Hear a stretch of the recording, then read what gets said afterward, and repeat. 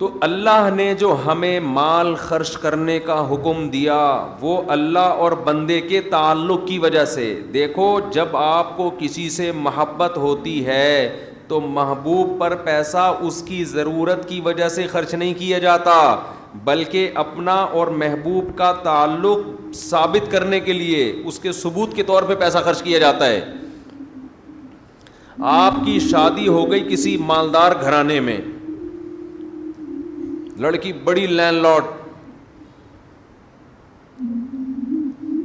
مہر کی بات ہوئی, آپ نے کہا 10,000 ڈال دو ایک شریح بس وہ پوری کرنے کے لیے. منہ دکھائی پہ کیا دیں گے؟ آپ نے کہا دعائیں اور سلام پیش کروں گا آپ کی خدمت, دعائیں لے کر آؤں. ولیمے میں کیا کریں گے؟ ولیمے کی کیا ضرورت ہے؟ ڈیفینس میں سب کھاتے پیتے لوگ ہیں بھائی, سب کیا ہیں؟ کھاتے پیتے لوگ ہیں. سالے بھی جو آپ کے ہوں گے سارے کھاتے پیتے ہیں, روزانہ کھاتے پیتے ہیں ماشاء اللہ. تو میں کیا ولیمہ بھائی؟ گفٹ میں کیا دو گے بیگم کو؟ گفٹ کی ضرورت کیا ہے؟ کروڑ پتی باپ کی بیٹی ہے بھائی, کروڑ پتی باپ کی بیٹی ہے, سب کچھ اللہ کا دیا ہے, تو گفٹ کا کیا کرنا ہے؟ وہ رشتہ دے دیں گے؟ بولو نا. بولیں گے تو کیا کرنے آیا ہے, تو کیسے ثابت کرے گا کہ تجھے بھی محبت ہے بھائی؟ ہمیں ضرورت نہیں ہے, لیکن ہمیں اس پیسوں کی ہمیں ضرورت نہیں ہے, لیکن ہمیں اس بات کی ضرورت ہے کہ تو یہ ثابت کر کے تو اس شادی پہ خوش ہے اور تو محبت کرتا ہے, تو عزت دیتا ہے رشتہ داروں کو, سسرالیوں کو.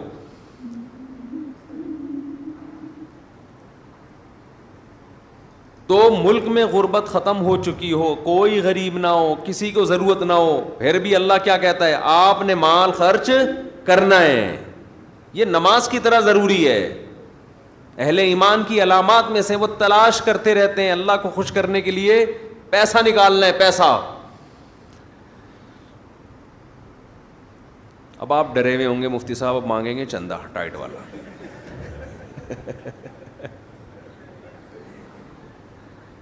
آج کمیٹی نے مفتی صاحب کے ذمے لگایا ہوگا کہ دبا کے کیا کرنا ہے, تو سب سے پہلے آپ نے گھبرانا نہیں. تو میرا کوئی چندہ مانگنے کا پروگرام نہیں ہے. تو ہم جس طرح سے چندہ مانگتے ہیں نا, اس سے تو ویسے بھی جو دینے والے بھی ہوتے ہیں بعض دفعہ وہ بھی بھاگ جاتے ہیں.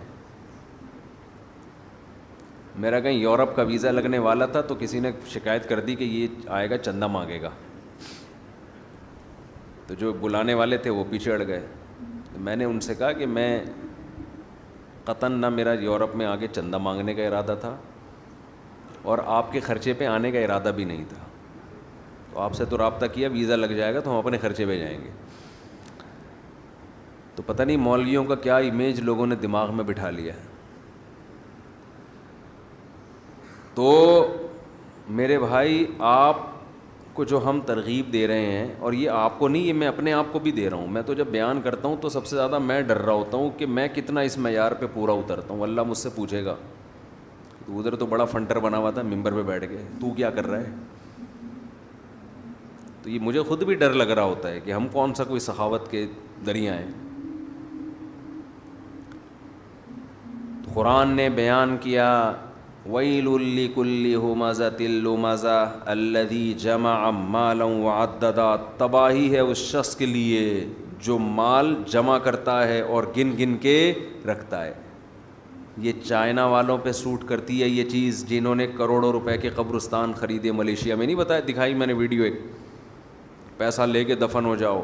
یہ کسی اہل ایمان پہ کنجوسی سوٹ نہیں کرتی. مسلمان سخی ہوتا ہے, اپنی ذات پہ بھی خرچ کرتا ہے. مسافر خانہ ہے بھائی, یہ زندگی ختم ہو جائے گی, کھاؤ پیو بچا بچا کے, بولو نا مت رکھو. ابھی دانت ہیں, بادام کھا سکتے ہو, بڑھاپے میں بادام ہوں گے چبانے کے لیے, دانت نہیں ہوں گے, کھا لو.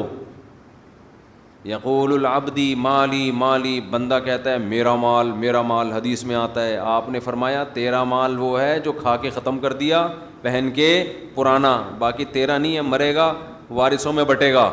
اور وارثوں کا بھی نہیں ہے, وہ مریں گے آگے ان کے وارثوں میں جائے گا, کھاتا کوئی بھی نہیں ہے. ہر آدمی اس نیت سے بچا رہے میرے بچوں کے کام آئے گا, بچے اس نیت سے بچا رہے ہمارے بچوں کے کام آئے گا, وہ اس نیت سے کہ ہمارے بچوں کے کام آئے گا. تو یہ قیامت میں جو آخری بندہ پیدا ہوگا نا, اس کے کام شاید آ جائے, اس کے بھی نہیں آئے گا, وہ پھر اللہ زمین اور آسمان کو تباہ کر دے گا.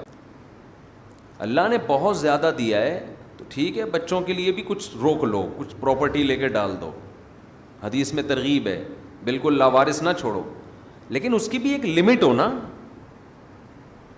ہر چیز کی ایک حد ہوتی ہے کہ نہیں ہوتی, کہ بھئی یہاں تک کرنا ہے میں نے جمع, اس کے بعد نہیں کرنا. ہمارے ہاں کوئی حد ہی نہیں ہے, کتنا جمع کرنا ہے, بس جتنا ہو جائے جتنا ہو جائے جتنا ہو جائے تو کرتے چلے جاؤ. پھر تو نہ خود کھا سکو گے نہ دوسروں کو کھلا سکتے ہو. نبی صلی اللہ علیہ وسلم نے فرمایا, سخی آدمی اللہ کے بھی قریب, لوگوں کے بھی قریب, اور جنت کے بھی قریب. قریب من اللہ, قریب من الناس, قریب من الجنہ, بعید من النار. جہنم سے دور ہوتا ہے. جہنم کو سخی لوگوں سے بہت نفرت ہے, بہت نفرت. جہنم کو محبت ہے کنجوسوں سے. اور آپ نے فرمایا, اور کنجوس بعید من اللہ, اللہ سے بھی دور, اللہ کو بھی نفرت ہے, کیونکہ اللہ کی صفت ہے خرچ کرنا. تو اللہ کو پسند بھی کون لوگ ہیں؟ جو خرچ کرتے ہیں. بعید من اللہ بعید من الناس, فرمایا کنجوس آدمی لوگوں سے بھی دور, لوگ بھی نفرت کرتے ہیں. بیوی بھی نفرت کرتی ہے شوہر سے,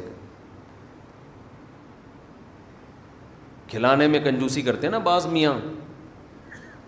ہم نے دونوں قسم کے میاں مارکیٹ میں دیکھے. بعض میاں گھر آئیں گے, لا رہے ہیں جی بچوں کے لیے فروٹ لا رہے ہیں. اللہ نے اگر وسائل دیے, نہیں دیے تو اپنے اوپر قرضے نہ چڑھاؤ, کھلا رہے ہیں. اور بعض میاں کیا کرتے ہیں, الٹا بیگم سے مانگ رہے ہوتے ہیں.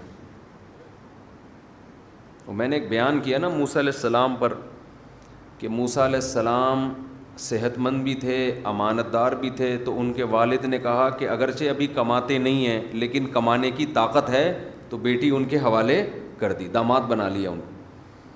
کسی نے نیچے لکھا مفتی کمنٹس میں نا, میرے بیان کے نیچے کمنٹس میں, کہ آج الٹا ہو رہا ہے, لڑکا دیکھ رہا ہے کہ لڑکی کماتی ہے کہ نہیں کماتی.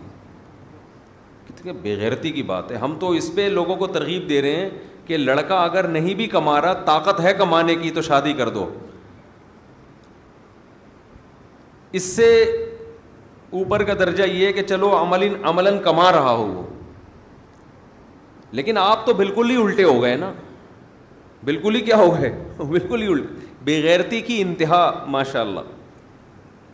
لیکن یاد رکھو, بےغیرتی ایک ایسی چیز ہے جس پہ ایک دفعہ کمپرومائز کر لو نا تو زندگی بڑی اچھی گزرتی ہے.